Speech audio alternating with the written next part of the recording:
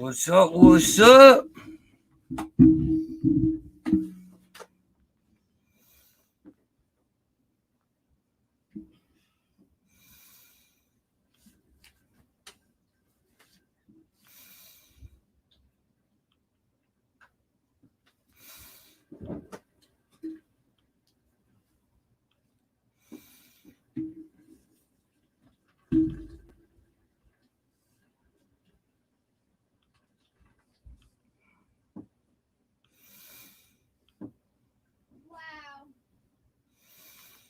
What's up? What's up? Right, all right. We got a good one tonight, fellas. Let me get an audio. Everybody got me? Yes, no, maybe so. What's up? Try to be like you, Rat Man. Try to be like you. Get that gravy. Get that easy money. I ain't got to be nothing but a money maker. Here to tell you. We try to teach them. Try to teach them. You don't need a title. You just need to get paid, right? That's it. Word, word. All right, so we got a good one coming up tonight. Wait on him to get up in here. Got the link. You sitting around in your skibbies, Chris. Sitting around in the skibbies in the office. Some of us got to work for a living. Chris always in his underwear in the office. Always. You know, I don't know who's got it better, Chris or Ratman. I mean, Ratman, he's signing. Some people want to sign checks. You know what I mean? Ratman's over there signing cars. Like, boom. You know what I mean? When you're signing cars, that's when you know you're doing something. When you're able to sign another man's car, you're on top of the world that you live in. What's up, Tex? What's up, Dixie? Chris? Kevin? Appreciate it, Chris. What's up, Matt? Jimmy? Angel? We doing good. We doing good. Ratman in the house.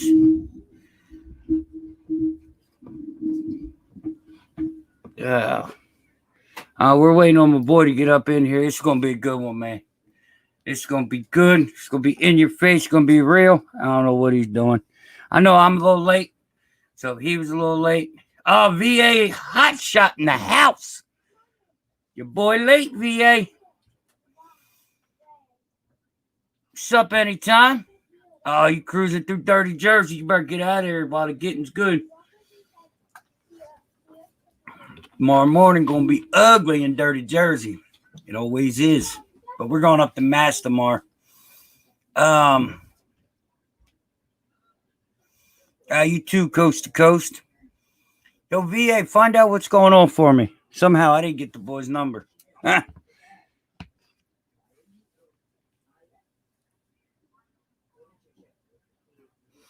What's everybody up to? Everybody home for the weekend or the holiday? Everybody out working? I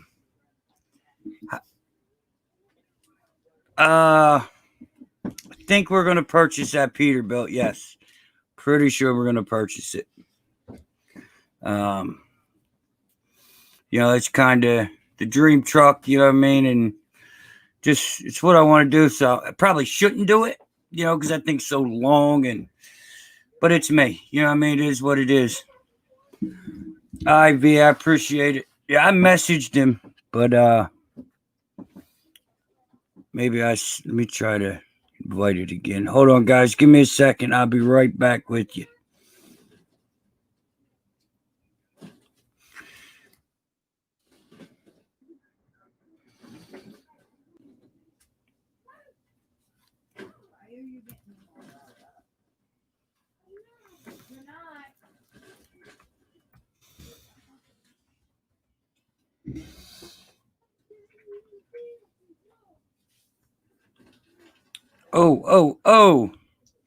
Oh, I'm over here playing around and the boy's ready. Oh, there he is. There he is. What's going on? What's going on, Dave? Another day, another dollar. What's going on with you? Oh, you see it, man. Relaxing? Obviously, you're home. So, yeah, I'm home, man. Relaxing, getting ready for the week. So what do you do in this industry? You might as well get right in with it. What Hey, you flatbed, car haul? What do you do? flatbed, flatbed. When I Flatbed. first started about getting into the industry, I looked at a whole bunch of different things, and car hauling seemed like it was a little saturated at the moment. So I went ahead and said I'd go get a flatbed. That ain't just a moment, brother. That ain't just a moment. Yeah, so I got me a flatbed. That way I could stay pretty versatile, general freight. And if I need to throw a couple cars or trucks on there, I could do the same. Okay. All right. So I didn't introduce yourself. This is Ti from Bank Shipping. I believe he runs out of Virginia. He's got a truck leased onto him. We've already talked to his driver. That's how he got here. So we're just gonna work on up the chain. You know what I mean? And get all the details. Um. So, are you local? You're over the road. Um. Like what exactly? Like what's your niche in the industry? I'm local. Some may call it regional. I stay within about a 250, 300-mile radius of my home base. That way I can get my load dropped, get home, and be home for the night, with the family and everything. Right. Okay. Um. So what time? Like when's your day start? I know your driver starts at like 2:30 in the morning. When do you start? About the same. We both Same when time. we start, yeah. We early risers, we get up 2:30, Okay. 3 o'clock, get it done, pick up, drop off. Normally I like to be loaded the night before or the day before, and then just run, make my drop in the morning, come back, get reloaded, and get ready for the next morning. Right. So you're running. What are you running? One way freight for the most part, or Yeah, for the most part, I run one-way freight. My customers, here in Virginia, it's mostly one-way freight. Every once in a while, they might have something coming back for me that they already have set up. A lot of times, I'm looking on the load board, the night before I go to my drop to see if I can find anything coming back that's going to bring me back home. But a lot of times, it doesn't. It conflicts with the schedule sometimes because I got another load to pick up when I come back. So sometimes it's kind of tight window to get everything picked up and dropped off before I got to pick up my next one back home. I got you. All right. So and you just have the one truck on, or you plan on growing, or I mean, because you watch YouTube, bro. You can go out, you can buy a truck and a trailer, and you can make $50,000 this week. So you've got to be getting growing, or what exactly are you doing? What's your plan? For a while there, I wanted to maintain just one truck, get my sea legs together and everything, and make sure that I was running the business correctly. Make sure that I was making enough profit, to feed my family, to keep the business running, keep the trucks and trailers maintained and everything. And then after I got comfortable in the business, I went ahead, and leased on the owner operator Tevin that you had on a couple weeks ago, to try the whole lease owner operator thing going on. He's been with me for a year, so that's been working great. And then of course, the plan is always to grow. I don't want to stay stagnant in the business, but I also don't want to grow too fast. You see some of Right. these guys out here and they get 2, 3 trucks right off the bat, and then freight drops. We got a bad year like last year or this past year and everything, and then they got to sell one truck or trailer or whatever. So I didn't want to Or grow they too lose the whole fast. business. Or Or they lose exactly because they everything. can't keep anything. Yeah, so I I didn't mean, want to grow too fast. right. I tell everybody, if you don't have 4 seasons, you ain't ready. Right. Because there's a slow season somewhere, and if you ain't found it yet, then you don't really know what you're dealing with. Exactly. And I mean, that's the tough thing, with, I don't know how it is in the car hauling side, but, with the flatbed market, a lot of times, especially, me being local, if I went over the road, maybe I can make some more money, and things like that. But, my niche is local, of course, and me being local, when things are slow in the summer, spring and summertime, that's when flatbed is supposed to be booming. Right. You run your butt off, in the spring and summertime. So, winter time's coming, that's your slow season. So you make enough money in the summer and springtime so that you can kind of coast through the winter. But with Right. coronavirus and everything like that, it really wasn't booming like it normally is. So you had to make sure you set a lot of money back because you never knew what, according to what the spring and summer showed, we don't know what winter's going to do. Right. Yeah. I mean, anymore, it's just like you just never know. It's I used to be able to watch like just the industry of the market, as far as cars and know where it's going, what it's going to do, and what to expect. But Yeah, anymore you don't know because you don't know what they're making, when they're making, when they're not going to run. Um, I've been doing this dry van thing lately, and it's even I went to a Pepsi plant, and they're even up and down every week. This week they're Yeah. running, next week they're not. It's like there's no consistency anywhere anymore, and No. so when the getting's good, you got to get it. Exactly. Um, so you're running local. That's a pretty truck you got, by the way. That thing is pretty. Um, Thank you. so what did you do before this? Have you always been in the trucking? You've got trucking in your blood. Like what brought you in this and how did you get kind of where you're at with it? Oh, crazy. It's all my story's kind of all over the place. But my old man is a trucker. He did it. I mean, ever since I can remember. So kind of in my blood. Got other friends and family. Some family out on the West Coast that does it. Got friends here that do it. But I took a different path and became a fireman. And I went overseas to Iraq for 2 years as a contract firefighter. And the whole time I was over there, it was kind of before the Hotshot game was really, really big as it is now. And I started looking into it because I was over there, idle time, got plenty of time to look up and research things and started researching the stuff. And I was like, man, that might be something I want to get into. But it was one of those things. I already had a career path ahead of me of being a fireman. So it just didn't work out. And then eventually, it just still kept ticking and ticking at me. And I was like, man, I need to go ahead and bite the bullet, pull the trigger on this thing and start this business up. So I slowly, I did probably a good 6 or 7 years of research on ins and outs of the business and things that, people were finding out when they jumped into the business. And when I jumped into the business, finally pulled the trigger, there was still stuff that I didn't know about. I get right. Even So after you probably still weren't 100% ready. Yeah.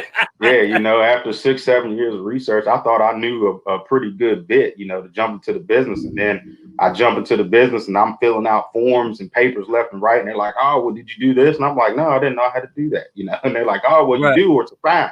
And I'm like, a fine, and they start throwing some of these fine numbers out you. And I was like, oh, man, I wasn't ready, They but start I just went throwing ahead. money. You learn real quick. Yeah. You ain't lying. learn real quick. Yeah, I mean, in this industry, man, the day you think you've got it licked is the day you better hang your keys up. Because you are you're a dangerous man, whether it be behind the truck, in the business. Like that just means you went way beyond confidence, and it's you're at the cockiness where you think you know it all, and you're gonna hurt and kill somebody. Oh yeah, and I'm one of them people anyway, man. I'm always open to suggestions and learning, because that's the only way you get ahead. Yeah, I mean, and that's what this is all about. I'm probably considered the biggest hypocrite because my channel's not I know it all. My channel's let's learn. So just because I agree with something today don't mean I'm going to agree with it tomorrow. It's human nature. Right. As long as you're looking at it the right way. So you said you ran for yourself for, a year or so, right? So I did, once I finally started, I did it on the side. Even though I saw a bunch of people saying, this is a full-time gig, ain't no way you can do it on the side, but I had a backup, a fallback is because I was still at the fire department. So, they're like 24 on, 24 off, aren't they? Or is it actual day shift? So at first I started working day shift and I wanted to start the business, but there was no way for me to do it because I was working 5 days a week, 12-hour shifts. So it was just no time to do it, especially with freight on the weekends. So when I went to 24-hour shifts is when I was like, okay, let me go ahead and pull the trigger on this business. So we worked 24, the station the county that I worked for, we worked 24 hours a shift on and off for 3 days. And then you had a 4-day break. So most of my running was in that 4-day break. Occasionally I would run in between 24-hour shifts, but there was some legality, things going on there as whether or not I was able to actually run that day in between my shifts because I was on a 24-hour shift beforehand. Right. I got you. Okay. So, so you ran it part-time, like obviously you did local. Were you load boarding it? How'd you build your base? Because you're local, you got to have a base. Did you build it off the load boards? Did you bootstrap, like door knock? A lot of people ask me about local, and as y'all know, I'm a runner. Now I'm trying to get into this local stuff, but on a different area. So I can't really give the advice as building up a local business because it ain't nothing like an OTR business. I don't want Right. direct customers being OTR. Like that's not what I want. But local, you guys need like direct customers. So at what you can without saying, oh, go knock on these people's doors and you'll take my work. You know what I mean? But how Right. did you go about building that up? I did it all at step A, B, and C. I started off looking on load boards. I started off knocking on doors, calling brokers that were in my area to see, if there was any work for me there. Now, did you So Google that or where'd that come? Was that Google or load board? Where'd you find the brokers? the brokers I found through word of mouth. At least the brokers Okay. that are located here near me. Friends of mine was like, "Oh, well, you should try such and such down the street. They might have a Right. little bit of work for you." And one of the brokers that gave my first load, I still work. They're one of my biggest customers. I Right. still work for them today. A lot of people say, cut the middleman out, cut the broker out because they ain't nothing but a middleman. And to a point, that's true, but this broker treats me great, so there's I no tell you reason what, for I me make to more cut. money. I don't care what anybody says. I make more money on brokers than you make on the direct customers. Yeah. Because the way I look at it is I may have 5 direct customers, but if I have 5 brokers that's got 100 customers each, yeah, I'm going to give them a little piece of the pie. But if I'm paying them 10% of $1,000 that I wouldn't have got without that broker, then you know what I mean. It's you're cutting your nose off, spite your face. You know what I mean. Right, So right. And you I always go, gonna give a piece of the pie to somebody, yeah, whether you somebody's going giving to it take to it. a broker or you giving it to a factoring company, unless you got a bunch of trucks running where you can cut out brokers and factoring companies altogether, you always gonna give somebody a piece And of the then you pie. go give it to somebody else Right, because now you can't right. dispatch them or work on them and all that stuff. So Exactly. yeah, I mean I got good brokers that I work with all the time, and build it up off of U ship and stuff like that. So Yeah, I I mean, once did you find a the good same broker, kind of it's no thing. point. Yep. I mean, you got they'll call you. You do 1 or 2 good jobs, and they know your area. Hmm. I've noticed that just from what I've been doing the last couple of weeks. Every time I call on a load, they want to know where you from. Why are you in the area? And the first time they said, "Why are you there?" I kind of got a little cocky. I'm like, "What do you mean? Why am I there? Because I'm a man. I can be where I want to be." And then we started talking, and it clicked. They're trying to find people that are there all the time to call. Like in 3 weeks, dude, I haven't left within 150 miles of my house. Hmm. I work 6 days and I'm home, 6 hours a day and I'm home. And it's kind of weird, but, um, it's been working. And of course, tomorrow I had to mix it up and do something different. So, Right. um, Well, I mean, that goes a long way too, in just being a businessman. I try to tell guys that either already in the business or want to get in the business. You're a big part of your business is how you handle it. If yeah, you do that, it's not just about doing the job. If you do it, right and professionally, those people won't keep calling. You know, yeah, if you yeah. And show up on networking. time and you drop off on time, yeah, they're gonna be, oh, this guy's squared away, and they're gonna keep calling, and that's how the money rolls in. Yeah. Because there's so many truckers, man, that just, they really don't care. Like, and I call them employee minded business owners. I'm sure you heard, like, they don't care about on time. They're like, I own this truck. It's my truck. I'm going to do what I want when I want. Yeah, you can do that. If you're willing to pay the consequences of your action, you can do it, which that consequence is probably no more work for that broker, unless it's, last minute. Um, Now in flatbed, I've noticed this with what I've been doing. Do you have a lot of, well, you're local, so you may not, but a lot of customers and brokers wanting to track you? Like, do you guys Yeah, deal with that in flatbed? yeah, yeah. They a lot of, especially a lot of the ones that I don't work with. Like if I catch a load from a new broker, You know, after you do all the broker packet and all that stuff, you know, the first thing they want to do is, hey, you know, you got whatever these tracking apps are, you know, Dude, for your I load. got more tracking. These people know where I'm at more than my wife knows where I'm at. Yeah, yeah, I'm nah, like, because you're not lying.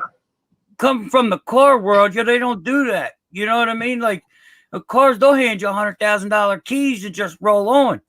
You know, these Hmm. people give me a bottle of Coke and they want to know where I'm at every day. Like, I had to pick a load up yesterday at 12 o'clock. Now, I live 20 minutes from the pickup. They're calling me an hour and a half before asking me why I'm in Delaware and not Pennsylvania. You know what I mean? Like, it took me a while to get used to that, man. Yeah, Um, it's definitely it definitely takes some getting used to. I know some of these brokers out here, it's one thing like they have to do it, you know. But I've also ran into a couple brokers that track and you know that I've ran for a couple times and they know I'm good for it, you know, because I call, hey, I'm loaded, you know, I'll give you a call when I get empty. And when I get empty, I call them, you know, here's right. I'm empty. Do you need me to send you a POD? And They want one, I send it to them, you know. So you start doing that a couple times. Some of them will relax a little bit, but you know, but that all comes from people not being professional. They need to track the load because people weren't telling them. yeah, yeah. And some of these brokers, they won't even tell you, but it'll say on the rate con, if you don't sign up for this, this, and this, they deduct 500. So they'll Yeah. let you get to your first pickup. Once you're in the pickup and loaded, you're not in that tracker. Now you're getting deducted. Now they're calling you Mm-hmm. and having you do it. You know, it's Mm-hmm. and I I heard ran into about that. that. So that didn't happen. You know, I read them things like a fine tooth comb, man. But I can. Do you haul cars also, or are you mainly just freight? I'm mainly just freight. If I haul any vehicles, a lot of times it's like a United Rentals or a Hertz, you know, pickup truck or something like that. Okay, Nothing. I've never right. been into a car auction or anything like that. I got you. So you've got an owner operator running under you. What is that like?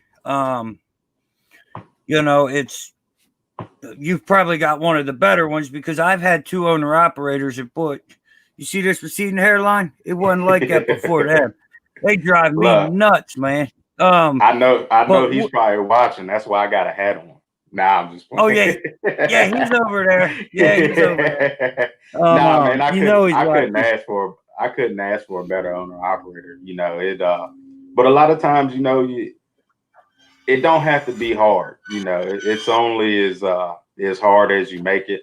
I'm one of those. I guess if you want to call me a boss or whatever. I don't even like using the term boss, but I'm one of those guys. Like I don't force dispatch him. You know, I Right. don't tell him where to go, what to do. You know, he's got access to the load board. He's got his own customers. He's got access to my customers. You know, if one of my customers has a load that you know he can run, I call him. Hey, can you run this load? If he can, he does. If he don't want to, he don't. You know, and it's one Right. and it works because I allow him to be his own man and do his own thing. You know, you And give him a I'm little leased on. leeway. Yep, Yeah, you I'm know, leased on, and this is the second company, and you know, out the gate, like that's my biggest thing. Like, look, I know I'm leased on to you. I'm paying you for that, but you gotta let me be my man, let me run this. Now, if I'm messing stuff up, I get it. You know, the minute you're not right. making money is the minute you can have control. And Hmm. you know, as long as you do what you need to do, people really don't want to micromanage and control you. No, Because if you have the right owner operator, essentially it's passive income. You know what I mean? Because that yeah, guy's doing his own thing, and you're just getting paid. But now if you have to babysit him and all that, now you're, um, you know, it's pretty much a company driver at that point. But hmm, yeah, and that's so what what I made don't want. right? Um, so what made you realize, you know what, I'm ready for this, or was it did he find you, or were you ready for to step up your game and you put an ad out? Like, how does all that happen? So we had some mutual friends and like on Facebook stuff, and Right. I saw that he was getting into the business and he was leased on to another company. You know, and we would talk back and forth, and of course, being in the same state, we'd pass each other on the highway and things like that. And one day he hit me up and was like, "Hey man, I'm looking for you know somewhere else." Is there anything you can do? And I mean, I flat out told him right off from the get go, I need to see how you work first.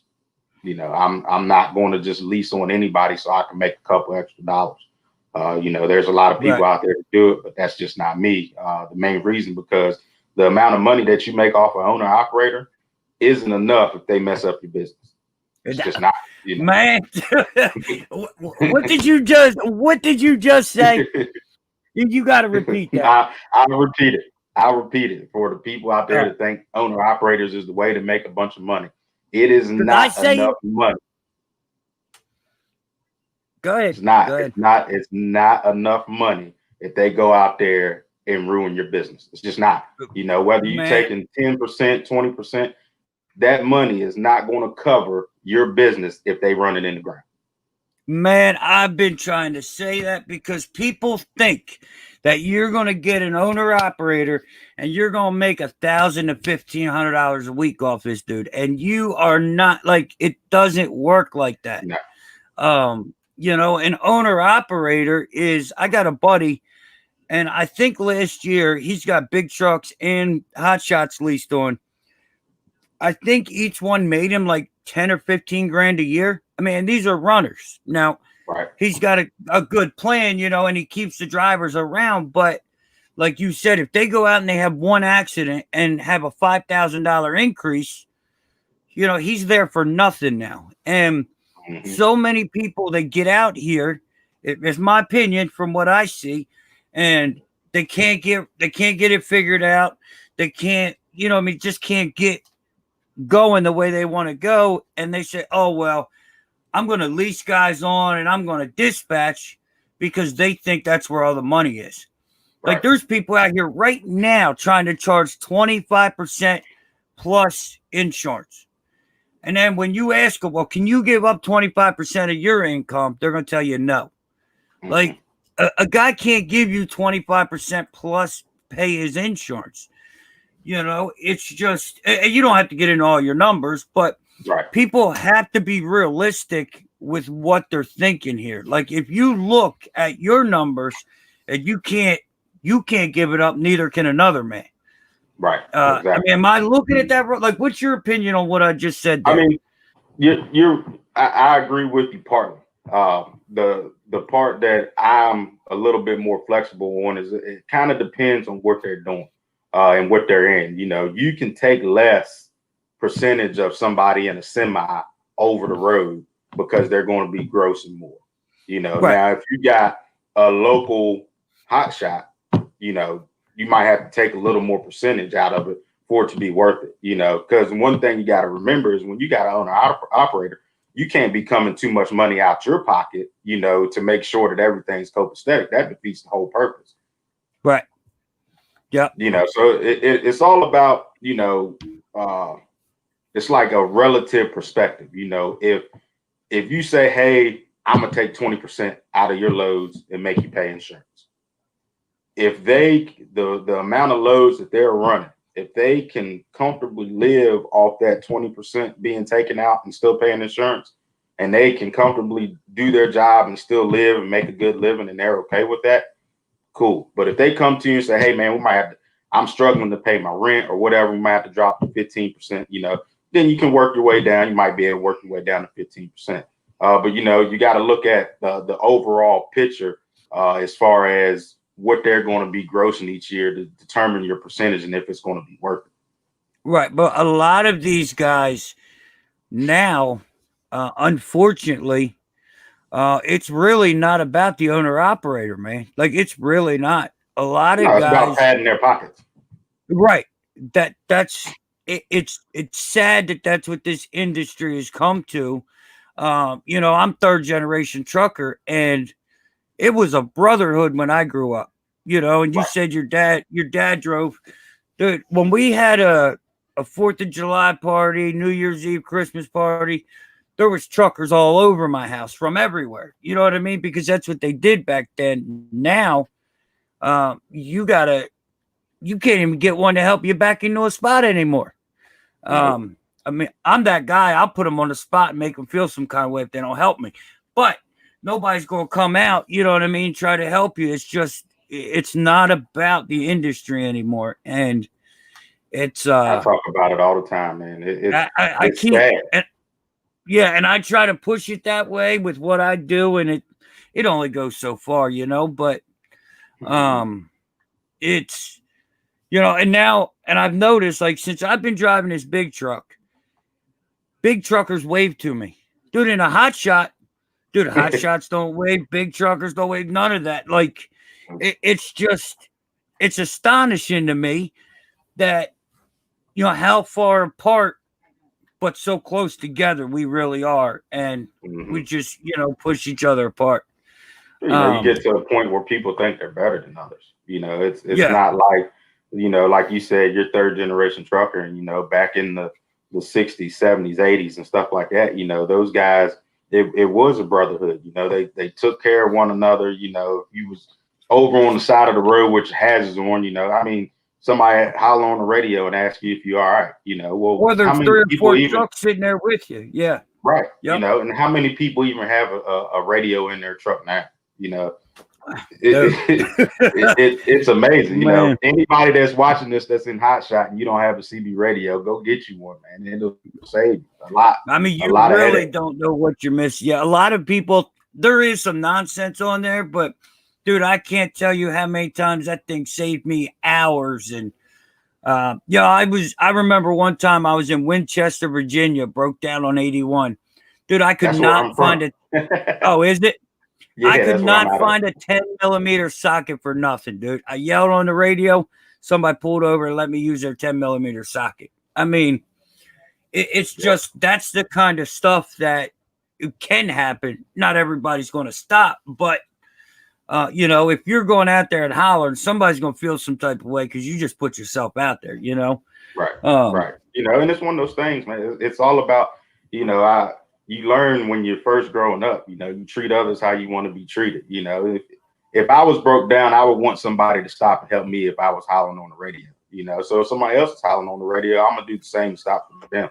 You know, go the same with helping somebody back up. I mean, I was at one of my customers last week, and a guy, I can't remember what trucking company, it's one of these mega fleets.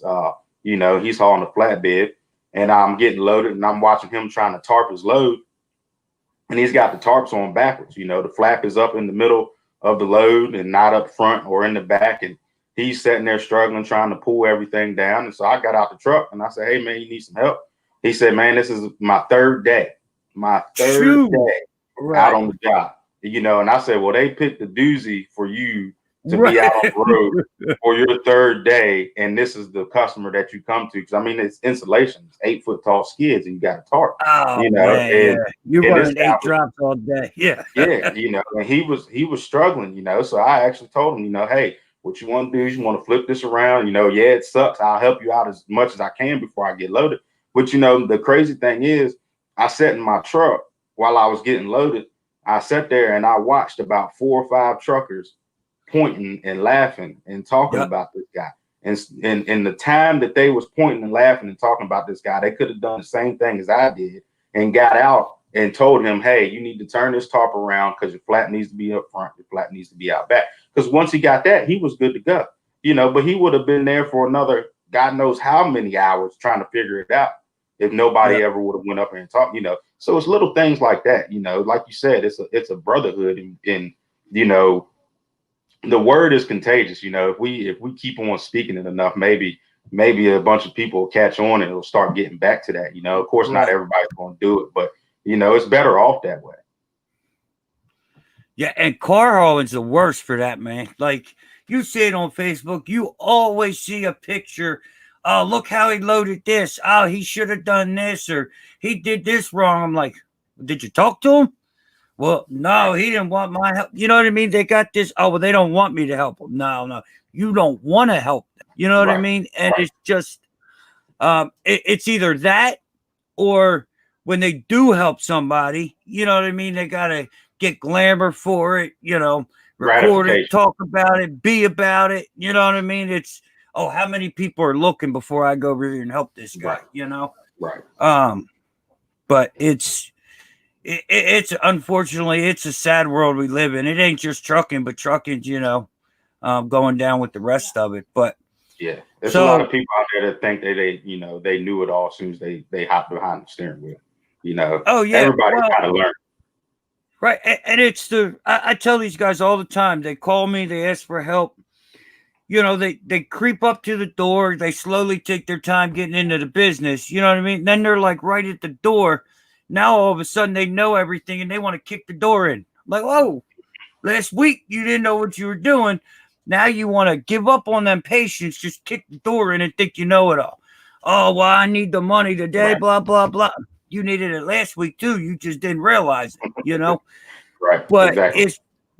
they just, once you get so close, man, people think they know it all and they just go crazy with it. But Hmm. I ask everybody this. We got guys sitting at home, especially on this channel. You got guys sitting at home right now. They may be getting ready to buy their truck, getting ready to buy their trailer. They may have it in the driveway and don't know what to do. What are you going to tell them? Don't get in over your head.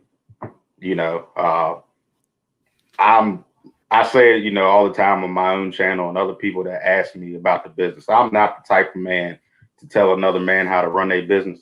But all I can do is give some pointers and things that I see, things that I went through. Don't get in over your head.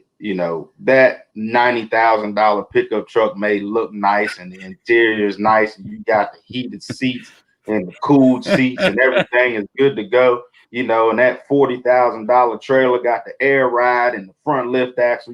It's nice and pretty. You got a whole nice, pretty setup. But that nice, pretty setup cost you $120,000 before you even made a penny. Yeah. Now you got a $1,600 a month payment for your truck and your trailer, and then you got to add however much insurance is these days, and you got to run your butt off just to make a payment. And now here's the best part. That same maintenance bill me and you were paying, they're going to get it before their truck's paid off. And people seem to forget about that. They're like, oh, I have a new truck. It's not going to cost me money. Oh, it will. When you're paying that same payment and you're paying the maintenance. Dude, have you ever seen what I started out with? I had a 95 regular cab. Right. A flatbed with a one car. Dude, that truck was a nightmare. I mean, it did what it needed to do. It taught me a lot of working on trucks because I was on the side of the road every 2 days. But, you start with what you got to start with. Right. But I got a buddy now, good friend of mine. I bust his balls all the time. And he's got this truck. And it's got a limited Ram 3500, heated seats and cooled seats. I said, man, you just bought that. Feel good about yourself. Yeah. And he's like, you're right. You're right. It's crazy. So, I mean, if that's how they want to ride, more power to them. I'm not going to fault nobody for wanting to be comfortable, but in this business, you want to keep your overhead as low as possible. But you got to be prepared. You got to pay extra to do that. You can't run a big truck like that and pay a minimum payment. You know what I mean? You've got to pay the extra. So, what is your truck? Somebody just asked. I know it's a Ram, but what do you got? 07 Ram 3500. It was actually a single rear wheel. It was my personal truck. Single rear wheel. And when I started to, really get serious about going into the business, I looked at buying new trucks and I saw them payments and was like, this truck, this truck's paid off. And, to get a dually, it's going to cost me $50,000-$60,000, for a base model. And I was like, this truck's paid off. Let me see what I can do with it. And I, had a guy that I knew around the area that had a dually. His was a 2009 and he was trying to sell it. And I said, hey, man, let me get that axle and bed up off you. And he was like, well, why don't you buy the whole truck? And I said, I don't want the whole truck. I got a truck. I've already done all my work to my truck, as far as dual disc clutch, because my truck's a 6-speed. I've already done all the work to my truck. Is that the 07.5 or is that the 5.9? That's the 07.5. It's 6.7. It is. It may or may not be deleted. They come that way. It's 07. It's an '07. Dude, my Exactly. great truck was an '07. I love that thing. There ain't much Oh, on them great. to delete though. But yeah. No, no. I mean, you Um, got your EGR and your, your DPF filter and cat, and that's about I mean, it. I just bought Uh, mine from Mexico. I didn't have to worry about it. You know what I right. Exactly. mean? That's why I originally bought mine, and had it as a personal truck. I got it at an auction. Right. They shipped it in for me. Yeah, Um, yeah, so what's the plans now? Like, yeah, obviously you've got your owner operators. You're home every night. You're doing this thing. Are you growing the business? Are you growing the freight? Are you adding trucks? Are you comfortable? Are you making moves other ways? Like, what's the plan at bank shipping? Oh, well, my wife gets on me sometimes because I'm never comfortable. I always want more. Uh, We just had that conversation today, man. She lit me up. Yep. yeah, I always want more. I'm never satisfied. So we're at bank shipping. We ain't finished. I'm not satisfied with just two trucks. Or one truck and an owner operator. I'm venturing into the big truck market, or the big truck game. Actually, my buddy just called me before I got on here, and I got an '87 359 Peterbilt that I That just thing's got done pretty. doing an in frame. Yeah, That so thing my is buddy pretty, just man. thank you. My buddy just called me and said it's done. So got a couple little, the in frame's done. Got a couple little other things to do to it before I actually get it on the road and waiting on my, I got ordered a step deck trailer, 53 foot. So we're going a little bigger. That's basically customer driven. I need the Right. length, not so much for the weight. I need it for the length. But I figured, my truck, like I said, it's a '07. It's getting older. Sometimes it's starting to nickel and dime me, just some little things. But those things add up, So I was like, oh, well, maybe I'll go get a new truck. And I looked, once again, looked at some of these trucks and was like, why spend $60,000-$70,000 on a pickup truck if I can go pay half the price and buy a semi? So Yep. I actually found me a single axle semi, and I don't need a tandem axle semi for the weight that I haul. But with the single axle, I'm still going to get an increase in weight capacity. Right. But I went with the single axle because I really don't need to. I don't need to gross 80,000 pounds. So that's four I less got you. tires. That's a whole less drive line that I don't have to do maintenance on.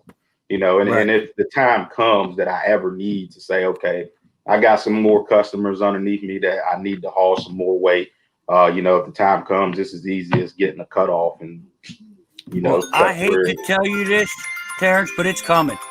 It's No, I'm coming. sure. I hate to tell you, it's I'm coming. sure. I'm sure. um, You know. Now I didn't ask this. I can't believe I didn't ask you this, but when you started up and now, obviously you have a CDL, but do you run CDL? Because you're talking about. I think I know what you haul, but you haul light. So Mm. are you non-CDL? Are you 40-foot step deck? Like what do you got So going on there? I run CDL. My truck's grossed at 37. That's what I Okay. run. So I run CDL, but I'm very rarely at CDL weight, if that makes any sense. Right. Yeah. One of my biggest customers is insulation. It sucks because it's 8 foot tall, so it's a parachute. But a 40-foot truckload is Right. only 6,000 pounds.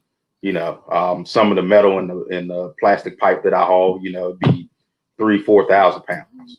I'm not one of those guys that I don't need to get out there and take a picture of this 20,000 pound backhoe that I have on my truck. I try to haul as light as possible whenever possible because that gives me good fuel mileage. Good fuel Right. mileage, that means that's more money in my pocket. So I'll try I to wish haul. I could haul light. Well, I I can't mean, remember the last time I hauled anything light. yeah, I But believe it. I believe it. I mean, even once I get the semi, once I get this Pete on the road, a lot of my, time is going to go to that insulation, that 53 foot. yeah. That's why I got a 53 foot step deck because they had a lot of 53 foot loads. And I So, knew that's where you were going with it, but I didn't know if you wanted to put it out there in your area, I don't care. I mean, hey, if the Plenty guys of want to work, come right? into the area and get it, they can come on and get it. Right. And that's the thing, man. I don't need to fight nobody for no loads. It's Yeah. enough loads out here for everybody. If you can find them, it's there. I ain't gonna knock nobody else's hustle. Come on, shoot, I'll show you what to do with it.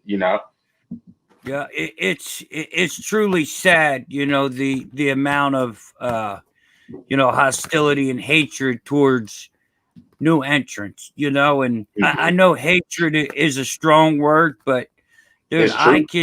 I can tell you that I see hatred towards the new people. Like, Yeah. I didn't tell anybody this yet, but my truck, I named it Hater Bait. You know what I mean? Because that's what it's going to be, and it's just, I don't care. I've been around 5 years and I still get new haters every day. And that's probably the hardest part about the business. Now, you can keep yourself out of the limelight and all that, but if you're going to grow, if you're going to do something, you're going to go big, you're going to get it, and nobody's willing to help you. And that's the sad part. I mean, it goes back to the brotherhood thing that we was talking about. I want you to succeed as much as I do. I'm not going to say, Dave, man, that dude getting on my nerves because he's doing better than me. Right. I'm gonna take a page out your book, try to get on your level. You know what I mean? Like, right, let's do this together. It's all love. Yeah, it's all love, and that's how it should be. Everybody, everybody should take a page out of that book. Everybody that's watching, if it's one thing they don't get out of this, bring the brotherhood back. It's all love. Everybody should be in here working together. I mean, that's the only reason I do this, man. I don't make enough money on YouTube. I'm not a YouTuber. I just happen to be a truck driver on YouTube. I'm not a YouTuber in a truck, But I did have a question that just came up. You may or may not know this yet. He's asking, can you recommend a good tire for a single axle for running in the winter with the snow? Have you researched that yet or not yet? On a semi? Yeah, on a semi. Because this guy just bought the same thing. He bought a single axle. He's a car hauler, but where he runs, there's a lot of snow. So that's what he's asking about. I mean, I haven't done too much research on for the semi, but I run 19.5s on my pickup. So it's about the same thing, as far as that commercial tire.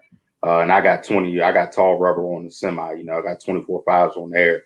I'm a big Michelin fan. Michelin, they're a little bit expensive, but they've never steered me wrong at all. Right. Okay. Yeah, I could see that. Michelin's are, could be a good way to go. I mean, as long as it's a decent aggressive tire, I mean, you should be good. As long as you're not putting steer tires all the way around, you should be fine no matter what you run. Right. Now some might wear better than others, but as long as you ain't running steers all everywhere, you be all right in the snow. Right. Now this is a lesson I learned. I don't know if you've thought about it, but you're going to realize it real soon. That truck you bought, you've got to be careful driving it because there's no ABS. Nope. That's what put me in my jackknife, man. It was it's really. Yeah, the ABS, because you got to pump them and then and then hit it. And when I pumped twice, and when I hit that third time, it hydroplaned from there. And you know what I mean? That's what. So that's definitely a big difference. I'm used to them old trucks. The first fire truck I drove was a 85 Seagrave with an AB 92 Detroit in it, and of course they have air brakes, and it was the same way. Yeah, good old stab braking. Good old stab. Good old stab braking. But you see, I didn't learn nothing. I went out and bought another one. You know what I mean? So, hey, old school is the way to go. Yeah. Until you try to back into some of these shippers, and you're like, man, where's that Cascadia when I need it? Yeah. My biggest thing is I gotta remember how to track my miles again. Them good old if the miles. I ain't gonna know how to act when I don't have electronic law to do it for me. Oh man, tell me about it. And the biggest part for me to remember was you don't go far, so you may not have this problem, but every time you cross a state line, you need to mark where you're at, the miles, and the road. Dude, it took me forever to get into that. But so we're going to talk a couple more minutes, but if anybody's got any questions for him, You can go ahead and put them in the questions, and then we'll ask him. But somebody asked about my Freightliner. There's a video coming up on that. Finally figured out what's going to happen with that. So there's a video coming up. But so now I'm guessing you stay on the 81 side, or you venture over here to the fun side where I'm at, or you stay over there and go to West Virginia, Pennsylvania? No, I spend most of my time up where you at. I spend most of my time in Delaware and New Jersey. Okay. Lucky you, huh? Yeah. I tell you what, and I mean, I do a lot of Pennsylvania too, but I mainly I do a lot of that Jersey right by the New York line. I don't have a HUD sticker, so I don't go into New York or anything north of that because I got plenty of work that drops me right in Jersey and brings you right on back. Right. So I mean, I mainly work both the 81 and 95 corridor. 81 north is okay. Starts getting a little rough once you get up there to Scranton and all those areas up in Pennsylvania. And of course, Right. Pennsylvania is a killer on if the taxes and toll roads. They just I think They killer on everything, goes man. up. I think the turnpike just went up today or something like that. Again? Yeah, it went up. I think they said January 3rd, 6%. Man, I was reading 2 years ago, or maybe it was last year, they upped the taxes, and they were talking about that the Jersey Turnpike was in debt to the state of Pennsylvania for not paying, taxes or whatever. I'm like, all the money this road makes, how is it not making his payments, dude? It's the same when you look at the road conditions. I mean, that right. I should be driving on the Autobahn everywhere I go. As much money as we pay out for tolls and if the taxes and things like that. Well, I should never need new tires. Never. No, I shouldn't hit a pothole. It's so funny. There's places I go where it'll literally have a sign, Jersey's famous for, rough road. And you're rough like, road, why don't you just fix the road instead of putting a sign? Or you'll see a sign that says your tax dollars hard at work, have how much money goes to that road project, but it'd be a pothole the size of a crater right beside the sign. Yeah. It's amazing, man. So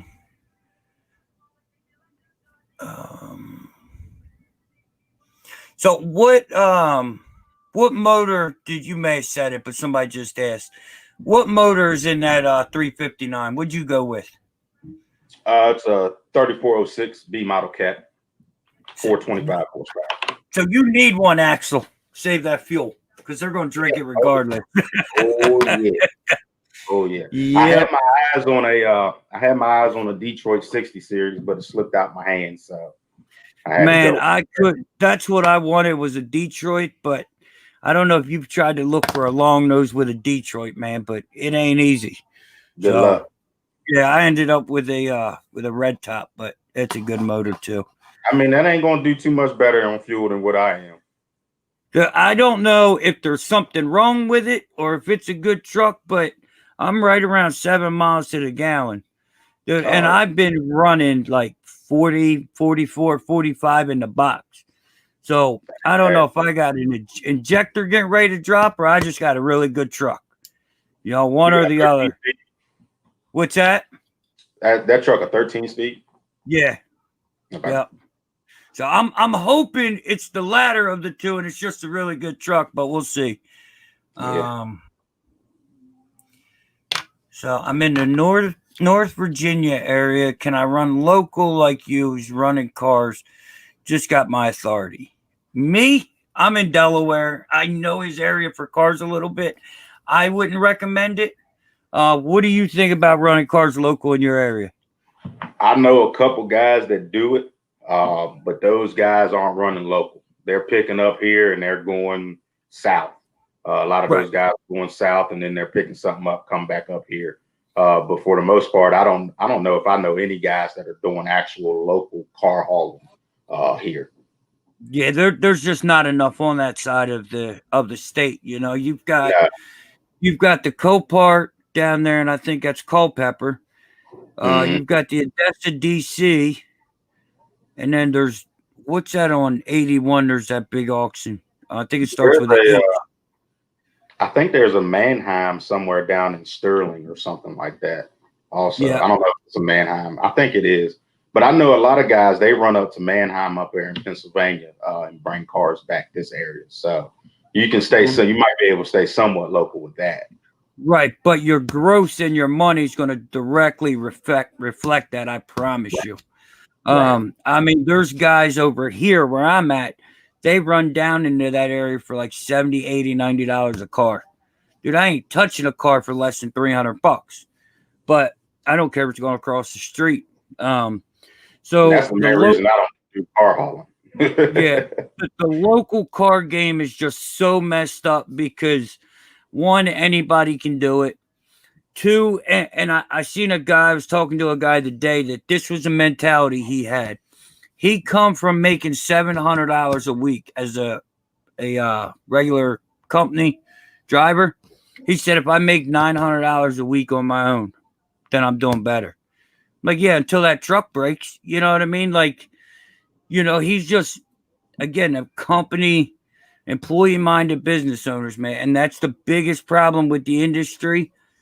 And I'm trying all I can do to get that mindset out of people, man. But it's just, they don't want to hear it because that's not, it doesn't fit what they want to do. You know what I mean? And Right. that's why my YouTube numbers are the way they are, because I don't sugarcoat it. I tell you what you need to hear, not what you want to hear. But Yeah, the grass ain't always greener on the other side. nope. But I think, don't you have a YouTube channel? You got a channel too, right? All right, go ahead and plug yourself real quick. What do you got? What's that? What's your YouTube channel? Oh, it's just Bank Shipping LLC. VANKS Shipping LLC. I just started it like a month ago, I think it was. I figured I saw a lot of guys out there doing it, and a lot of guys was like you was talking about, sugarcoating things, and I figured I'd be a different type of YouTuber, I guess if you want to call it, and not sugarcoat things and tell people straight how it is. Because that's really the only way that people are going to learn when they come into business, if nobody's sugarcoating.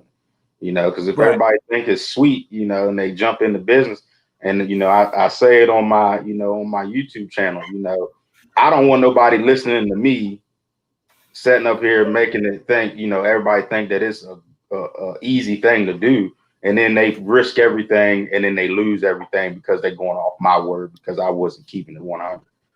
Right. Well, I tell you, go research me. Don't listen to what I got to tell you. Take what I say and research it, make your own conclusion. I mean, but I get it. Not everybody's going to do that, so I keep it as real as I can. But, just not everybody, not everything is like that out here, unfortunately, right now. And that's the biggest problem with this industry, in my opinion, So, I tell people, all I can do is give you what I know, and then you can take it and run with it, however you please. If I tell you, hey, stick where you at, stay at a company driver or stay at the job you're at, because it's not good, and you decide to just completely disregard what I say, then that's on you. I try, but I'm always going to, stick to what I know and tell people what I know. Right. The biggest problem I have, and it really aggravates me, is when people ask me for opinion. I tell them the truth. They do the opposite, and then they come back mad at me because their way didn't work. But it just is what it is. But I appreciate you coming on here tonight. You know what I mean? Giving us, appreciate you having me, some of your stuff and some realism, as I like to call it. So, if you guys are interested, going over to YouTube, it's Bank Shipping LLC. He's also on Instagram. I don't know what he does on there, but he's on Instagram, Bank Shipping LLC. Take pictures. Take pictures. Take pictures. That's it. And then we're gonna plug the owner operator too. VA Hotshot is the owner operator. He's either on YouTube or getting on YouTube. So you can look him up. I think there's at least a channel. And he's on Instagram taking pretty pictures too.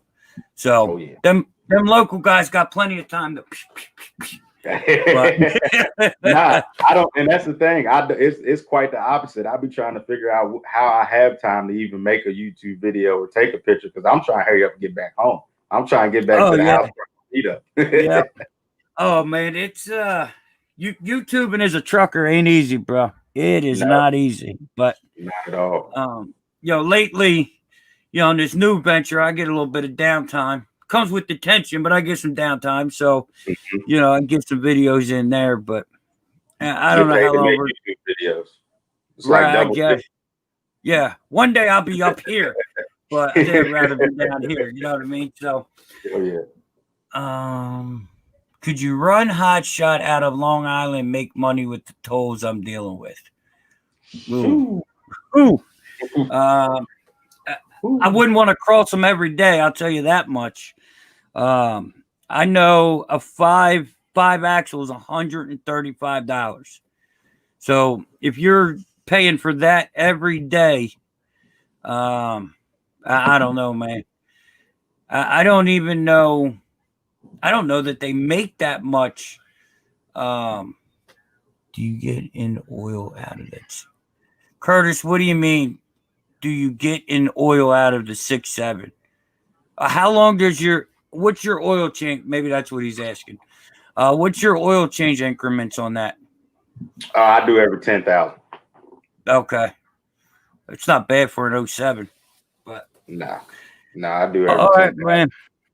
Well, we're gonna get out of here. I appreciate you coming in. Y'all got any questions for Terrence? You can get him on his YouTube, on his Instagram, and again, I'll be back tomorrow with another video. I appreciate you. All right, Appreciate thanks, your buddy. guys' Have a day. good one. Thank All you, right, man. thanks Be for safe being out here. there. All right, you too. All right, bye.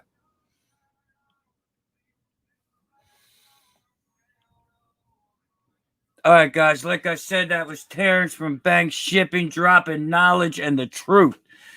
So you can make money localish. You can make money regional. It's all about your dedication and what you're willing to do. So until next Sunday, where we'll be right back here with another Sunday Spotlight. See you in the middle of the week with some more recorders. Peace.